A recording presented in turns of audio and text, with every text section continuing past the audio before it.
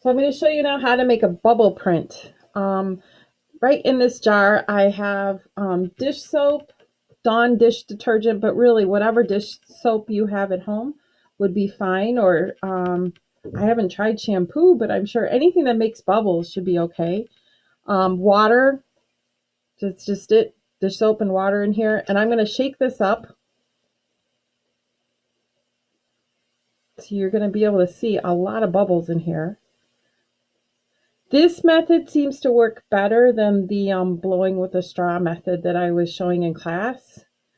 So we'll give this a shot here. I'm going to open it up. Ooh, lots of bubbles. Okay, so once you get that, then the next thing to do is to get some food coloring. Now, I've got some liquid food coloring. That is what I would recommend. Let's try a little bit of red. I didn't do any red yesterday, really. So I'm going to put a drop onto some bubbles. And let's see if we can zoom in so you guys can get a better look at what happens when you do that little drop of bubble stuff in there. We're going to zoom in. Well, my animals are very vociferous today. They're liking to talk a lot. If you watch the color kind of spread down in through the bubbles. Now earlier I made a crayon print, so I'm going to go ahead and put some of those bubbles on top of that crayon print. Let's back the camera up a little bit. And I'm just going to use a little spork here to dish out some of those bubbles. And I'm just very gently kind of stamping this onto here. And if you want, you can actually, let's see if I can coax some of this off onto the paper itself. There we go. And as those bubbles pop,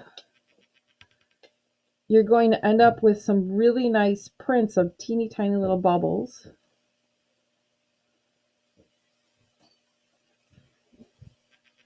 And I believe I showed one of the classes that this is something that you don't necessarily just have to use on paper, that people use bubble prints even on ceramics. I have a mug that we received from Air Force One from when my husband was doing a security detail when President Clinton was in Chicago.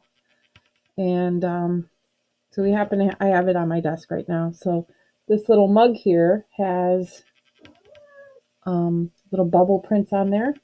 All right, so let's get a zoom in look at this. You can see already the bubbles are have dried. There it goes. So there are tiny little bubble prints in there. Here's the fish that we did in class. You can see the little bubble prints that came off on there. Okay. Now for your bubble print thing, you can also mix other colors in. So if you wanted to with the dish soap, let's see if we add in a little bit of blue. Red and blue make purple. So let's see if, not sure if it'll actually make some purple on here or not. And I'll lift some of this up in here.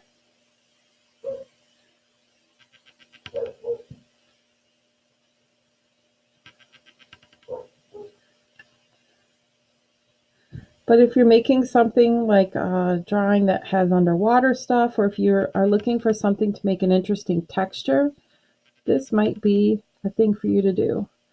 And I know I'm covering up that heart there, but I kind of am more interested right now in the bubble prints. I think those look really cool. And I can always do marker on a heart later. Pretty cool. All right, so that's an easy way and a lot less messy way to make a bubble print.